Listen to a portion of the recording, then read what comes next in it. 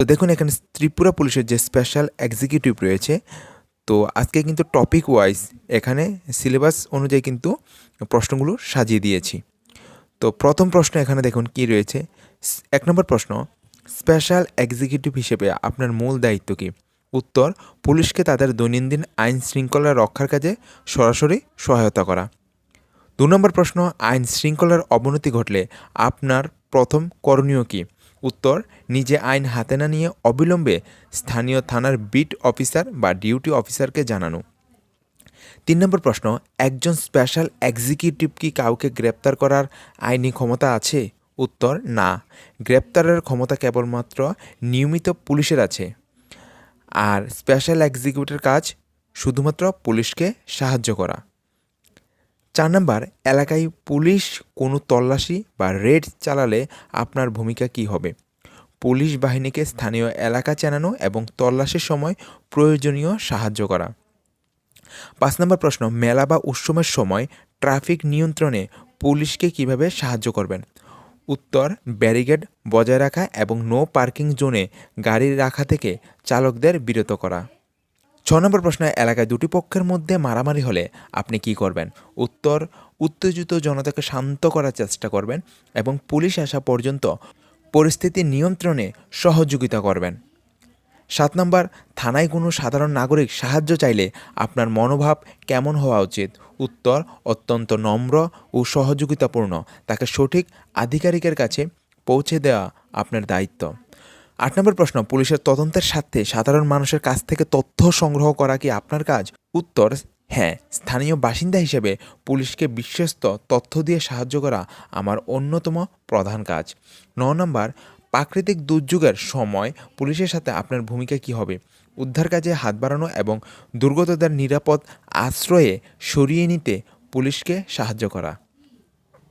১০ নম্বর, police প্রশাসনের প্রতি জনসাধারণের আস্থা বাড়ানোর উপায় কী? উত্তর, সততা ও নিরপেক্ষতার সাথে দায়িত্ব পালন করে পুলিশ এবং জনগণের মধ্যে সুসম্পর্ক তৈরি করা। ১১ নম্বর, এলাকায় কোনো গুজব ছড়ালে আপনি কী করবেন? উত্তর, মানুষকে সঠিক তথ্য দিয়ে শান্ত করবেন এবং গুজব সৃষ্টিকারীদের সম্পর্কে পুলিশকে জানাবেন। ১২ নম্বর, পুলিশি দায়িত্ব পালনের সময় আপনার পরিচয়পত্র সাথে রাখা কেন জরুরি? উত্তর, নিজের বৈধতা প্রমাণ করার জন্য এবং সাধারণ মানুষের মনে বিশ্বাস তৈরি করতে। ১৩ নম্বর, কোনো পুলিশ অফিসার আপনাকে একটি দায়িত্ব দিলে তা পালনে আপনার মানসিকতা কেমন হওয়া উচিত? শৃঙ্খলাপরায়ণ এবং আদেশ অক্ষরে অক্ষরে পালন করার মানসিকতা। ১৪ নম্বর, পারিবারিক হিংসা বা গার্হস্থ্য নির্যাতনের খবর পেলে আপনি কী করবেন? ঘটনার সত্যতা যাচাই করে দ্রুত থানার ওমেন হেল্প ডেস্কে তথ্য পৌঁছে দেবেন। ১৫ নম্বর, রাতে পুলিশের সাথে নাইট প্যাট্রোলিং বা টহলের সময় প্রধান লক্ষ্য কী থাকে? উত্তর, চোর ডাকাতদের মনে ভয় তৈরি করা এবং সাধারণ মানুষের নিরাপত্তা নিশ্চিত করা। ১৬ নম্বর, কোনো অপরাধের ঘটনাস্থল সুরক্ষিত রাখতে আপনার কাজ কী? উত্তর, পুলিশ আসার আগে পর্যন্ত সাধারণ মানুষকে ঘটনাস্থল থেকে দূরে রাখা যাতে কোনো প্রমাণ নষ্ট না হয়। ১৭ নম্বর, পুলিশি সহায়তার জন্য অল ইন্ডিয়া ইমার্জেন্সি নম্বরটি কত? ১১২। ১৮ নম্বর, কোনো অপরাধী বা সন্দেহভাজনকে পুলিশ তাড়া করলে আপনি কী করবেন? অপরাধীর পালানোর পথ আটকে পুলিশকে তাকে ধরতে সাহায্য করবেন। কলোনি বা পাড়ায় ডিফেন্স পার্টি বা নৈশ প্রহরী দল গঠনে পুলিশকে কিভাবে সাহায্য করা যায়? স্থানীয় যুবকদের সংগঠিত করে পুলিশের সাথে সমন্বয় করিয়ে দেওয়া। ২০ নম্বর, স্পেশাল এক্সিকিউটিভ পদের সর্বোচ্চ নম্বর কত? ১০০। ২১ নম্বর, অপরাধের শিকার কোনো ব্যক্তি ভয় পেলে তাকে কিভাবে আশ্বস্ত করবেন? উত্তর, তাকে বোঝাবেন যে পুলিশ তার সুরক্ষার জন্য রয়েছে এবং আইনি প্রক্রিয়ায় সাহায্য করবেন। ২২ নম্বর, থানায় বিট পুলিশিং ব্যবস্থার মূল সুবিধা কী? উত্তর, এলাকার প্রতিটি বাড়ির সাথে পুলিশের সরাসরি যোগাযোগ তৈরি হওয়া। ২৩ নম্বর, সমাজ থেকে মাদক দূর করতে স্পেশাল এক্সিকিউটিভের ভূমিকা কী? উত্তর, মাদক কেনাবেচার গোপন আস্তানাগুলো চিহ্নিত করে পুলিশকে অ্যাকশন নিতে সাহায্য করা। ২৪ নম্বর, কোনো ভিআইপি মুভমেন্টের সময় পুলিশের সাথে আপনার কাজ কী? রাস্তার দুধারে ভিড় সামলানো এবং নিরাপত্তা বজায় রাখা। ২৫ নম্বর, পুলিশিংয়ের মূলনীতি কী? উত্তর, অপরাধমুক্ত সমাজ গঠন এবং নাগরিকদের মৌলিক অধিকার রক্ষা করা। এবার পার্ট 2 রয়েছে অপরাধ ও আইনশৃঙ্খলা প্রতিরোধ নজরদারি। তো এগুলো কিন্তু আপনাদের সিলেবাসে রয়েছে দেখবেন। ২৬ নাম্বার নজরদারি বা ভিগিল বজায় রাখা বলতে কী বোঝায়? উত্তর, নিজের এলাকায় সার্বক্ষণিক সজাগ দৃষ্টি রাখা যাতে কোনো অপরাধমূলক কাজ ঘটতে না পারে। ২৭ নাম্বার অপরাধ প্রতিরোধের সবচেয়ে কার্যকরী উপায় কী? উত্তর, নিয়মিত করা নজরদারি বা পাহারার ব্যবস্থা করা। ২৮ নাম্বার পাহারার কোন কোন জায়গায় নজরদারি বেশি বাড়ানো উচিত? উত্তর, অন্ধকার গলি, পরিত্যক্ত বাড়ি, এটিএম কাউন্টারের চারপাশ এবং নির্জন এলাকা।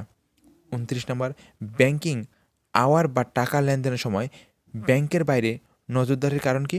ছিনতাই বা জালিয়াতি চক্রের হাত থেকে নাগরিকদের রক্ষা করা। ৩০ নাম্বার উৎসবের মরশুমে বাজারে পকেটমারি রুখতে আপনার কৌশল কী হবে? উত্তর, সাধারণ পোশাকে ভিড়ের মধ্যে নজরদারি চালানো। ৩১ নাম্বার এলাকায় কোনো অপরিচিত গাড়ি দীর্ঘক্ষণ পার্ক করে রাখলে কী করা উচিত? গাড়ির নম্বর নোট করা এবং মালিকের সন্ধান না মিললে পুলিশকে জানানো। ৩২ নম্বর সিসিটিভি ক্যামেরা কিভাবে অপরাধ প্রতিরোধে সাহায্য করে?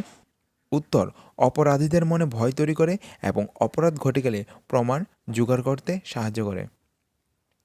৩৩ নম্বর জেনারেটর বা ট্রান্সফরমার চুরি হওয়ার মতো ঘটনা রুখতে গ্রামীণ এলাকায় নজরদারি কিভাবে করবেন? উত্তর, রাতের বেলা নির্দিষ্ট সময় অন্তর ওইসব এলাকা পরিদর্শন করা। ৩৪ নম্বর কোনো রাজনৈতিক বা সামাজিক সমাবেশের আগে নজরদারি কেন প্রয়োজন? কোনো উস্কানিমূলক অস্ত্র বা বিস্ফোরক যাতে এলাকায় না ঢুকতে পারে তা নিশ্চিত করতে। ৩৫ নম্বর জুয়া বা বেআইনি লটারির আড্ডা প্রতিরোধে আপনার ভূমিকা কি? নজরদারি করে এই ধরনের আড্ডায় সময় বা স্থান নিশ্চিত করে পুলিশকে জানানো। ৩৬ নম্বর স্কুল কলেজের আশেপাশে নজরদারি রাখার মূল উদ্দেশ্য কি? ছাত্রছাত্রীদের ইপ্রিজিং বা ড্রাগস পেডলারদের হাত থেকে রক্ষা করা। ৩৭ নম্বর নজরদারি করার সময় কোনো ব্যক্তি বাধা দিলে কী করবেন? কোনো ঝামেলা না জড়িয়ে বিষয়টি সরাসরি উচ্চপদস্থ পুলিশ কর্মকর্তাদের জানাবেন। ৩৮ নম্বর চোরাচালান বা স্মাগলিং প্রতিরোধের জন্য সীমান্ত সংলগ্ন এলাকায় নজরদারির উপায় কী? বিএসএফ এবং স্থানীয় পুলিশের সাথে সমন্বয় রেখে সন্দেহজনক রাস্তায় নজর রাখা। ৩৯ নম্বর কোনো এলাকায় হঠাৎ করে অচেনা মানুষের আনাগোনা বাড়ালে কী করা উচিত? তারা কোথায় থাকছে, কেন এসেছে তার উপর নজর রাখা। ৪০ নম্বর অপরাধ প্রতিরোধে কমিউনিটি ওয়াচ বা পাড়া পড়শির সজাগ থাকার গুরুত্বপূর্ণ কতটুকু? অত্যন্ত বেশি, কারণ স্থানীয় মানুষ প্রথম অপরাধের আভাস পায়। ৪১ নম্বর কোনো ব্যক্তি যদি রাতে বাড়ির লক বা তালা পরীক্ষা করতে দেখেন তাকে কি বলা হয়? উত্তর, সন্দেহজনক আচরণ বা চুরি প্রতিরোধের নজরদারির আওতায় পড়ে। ৪২ নম্বর মদ্যপ অবস্থায় গাড়ি চালানো রুখতে পুলিশের নজরদারিতে কিভাবে সাহায্য করবেন? উত্তর, ট্রাফিক পুলিশকে নাকা চেকিংয়ের সময় গাড়ি থামাতে সাহায্য করা। ৪৩ নম্বর রেল লাইন বা রেল স্টেশনের আশেপাশে নজরদারি কেন জরুরি? উত্তর, নাশকতা ও রেলের সম্পত্তি চুরি রোধ করার জন্য। ৪৪ নম্বর এলাকায় কোনো দাঙ্গার পরিস্থিতি তৈরি হলে প্রথম কোন বিষয়ে নজর দিতে হবে? উত্তর, সোশ্যাল মিডিয়ার কোনো উস্কানিমূলক পোস্ট বা গুজব ছড়াচ্ছে কিনা সেদিকে দেখবেন আগে। ৪৫ নম্বর নজরদারির সময় নিজের আত্মরক্ষা কেন জরুরি? নিজে সুরক্ষিত না থাকলে অন্যকে সুরক্ষা দেওয়া সম্ভব নয়। ৪৬ নম্বর পশুর অবৈধ পাচার রুখতে কোন সময়ে নজরদারি সবচেয়ে বেশি প্রয়োজন? গভীর রাতে এবং ভোরের আলো ফোটার আগে। ৪৭ নম্বর কোনো ব্যক্তি অপরাধ করার উদ্দেশ্যে র্যাকি করছে কিনা তা কিভাবে বুঝবেন? উত্তর, একই এলাকায় বিনা কারণে বারবার ঘুরে বেড়ানো বা সিসিটিভি বা বাড়ির দরজার দিকে বারবার। ৪৮ নম্বর সাইবার ক্রাইম বা অনলাইন জালিয়াতি প্রতিরোধে গ্রামীণ মানুষকে কীভাবে সতর্ক করবেন? ফোনের ওটিপি বা ব্যাংকের পাসওয়ার্ড কাউকে না দেওয়ার পরামর্শ দিয়ে। ৪৯ নম্বর এলাকায় শান্তি বজায় রাখার জন্য স্পেশাল এক্সিকিউটিভকে কোন গুণের অধিকারী হতে হবে? অত্যন্ত ধৈর্যশীল ও তীক্ষ্ণ পর্যবেক্ষণ ক্ষমতার অধিকারী হতে হবে। ৫০ নম্বর অপরাধ প্রতিরোধের শেষ লক্ষ্য কী? সমাজের প্রতিটি মানুষের মধ্যে নিরাপত্তার পরিবেশ তৈরি করা। এখানে ৩ নম্বর পার্টে রয়েছে সন্দেহজনক কার্যকলাপ ও গতিবিধি পর্যবেক্ষণ, যেগুলি আপনাদের সিলেবাসে দেওয়া রয়েছে। তো সন্দেহজনক কার্যকলাপ কি? স্বাভাবিক সামাজিক নিয়মের বাইরে গিয়ে গোপন বা সন্দেহ তৈরি করার মতো আচরণ করা। রেল স্টেশন বা বাস টার্মিনালে কোনো পরিত্যক্ত ব্যাগ দেখলে আপনার প্রথম কাজ কি? ব্যাগটি নিজে স্পর্শ না করে চারদিকের মানুষকে সরিয়ে দেওয়া এবং পুলিশ বা বম্ব স্কোয়াডকে খবর দেওয়া। তারপর প্রশ্ন রয়েছে কোনো ব্যক্তি যদি কোনো সরকারি অফিসের ছবি বা ভিডিও গোপনে তোলে তাকে কি মনে করা উচিত? উত্তর, এটি একটি সন্দেহজনক গতিবিধি যা রেকি করার অংশ হতে পারে। তারপর প্রশ্ন রয়েছে তীব্র গরমে যদি চাদর বা ভারী জ্যাকেট দিয়ে শরীর ঢেকে ঘুরে, তবে তা কিভাবে দেখবেন আপনি বা কী করবেন? তার কাছে কোনো অবৈধ অস্ত্র বা চুরাই মাল লুকানো থাকতে পারে। ৫৫ নম্বর, কুরিয়ার বা পার্সেল ডেলিভারি দেওয়ার নামে যদি কোনো ব্যক্তি বাড়ির চারপাশ বারবার লক্ষ্য করে, তবে করণীয় কী? ওই ব্যক্তির আইডি কার্ড চেক করা এবং বাড়ির মালিককে সতর্ক করা। পর্যবেক্ষণ ক্ষমতা ও উন্নত করার মূল চাবিকাঠি কী? ছোটোখাটো পরিবর্তন ও অস্বাভাবিকতার প্রতি মনোযোগ দেওয়া। ৫৭ নম্বর, মাঝরাতে কোনো বন্ধ দোকানের সামনে কিছু মানুষ জড়ো হলে তাকে আপনি কিভাবে পর্যবেক্ষণ করবেন? দূর থেকে তাদের হাতের নড়াচড়া লক্ষ্য করবেন এবং পুলিশকে অ্যালার্ট করবেন। ৫৮ নম্বর, ব্যাংকের ভেতরে কোনো ব্যক্তি যদি টাকা জমা বা না তুলে শুধু অন্যদের ক্যাশ গোনা লক্ষ্য করে, তবে তাকে তখন কী করবেন আপনি? উত্তর, সে একজন সন্দেহজনক ব্যক্তি যে ছিনতাইয়ের সুযোগ খুঁজছে। ৫৯ নম্বর, কোনো গাড়ির নম্বর প্লেট যদি কাদা দিয়ে ঢাকা থাকে বা অস্পষ্ট হয়, তবে তা কিসের লক্ষণ? উত্তর, গাড়িটি কোনো অপরাধমূলক কাজে ব্যবহার করা হয়ে থাকতে পারে। ৬০ নম্বর, কোনো সন্দেহজনক ব্যক্তিকে কি আপনি সরাসরি জেরা করতে পারেন? না, আপনি তার গতিবিধি পর্যবেক্ষণ করে পুলিশকে জানাবেন, পুলিশ তাকে জেরা করবে। ৬১ নম্বর, ইন্টারনেট বা সাইবার ক্যাফেতে বসে কেউ যদি উগ্রপন্থী ওয়েবসাইট খুলে, তা কোন ধরনের কার্যকলাপ? উত্তর হলো, এটি রাষ্ট্রবিরোধী ও অত্যন্ত সন্দেহজনক কার্যকলাপ। ৬২ নম্বর, কোনো অপরিচিত ব্যক্তি যদি স্থানীয় বাচ্চাদের চকলেট বা খেলনার লোভ দেখে কথা বলার চেষ্টা করে, তখন আপনার করণীয় কী? তৎক্ষণাৎ তার পরিচয় জানতে চাওয়া, কারণ সে শিশু পাচারকারী হতে পারে। ৬৩ নম্বর, জঙ্গল বা পাহাড়ি এলাকায় রাতে আলোর ঝলকানি বা টর্চের সংকেত দেখলে কী বুঝবেন? এটি কোনো বেআইনি জমায়েত বা চোরাচালানকারীদের সংকেত হতে পারে। ৬৪ নম্বর, কোনো ব্যক্তি পুলিশ দেখে যদি উল্টো দিকে দৌড়ে যায়, তখন তাকে কি মনে করা হবে? উত্তর, তার মধ্যে অপরাধ বোধ রয়েছে এবং সে একজন সন্দেহভাজন ব্যক্তি। ৬৫ নম্বর, পর্যবেক্ষণ করার সময় কি ডায়েরি ব্যবহার করা উচিত? উত্তর, হ্যাঁ, সন্দেহজনক গাড়ির নম্বর বা ব্যক্তির হুলিয়া লিখে রাখার জন্য ডায়েরি খুবই দরকারি।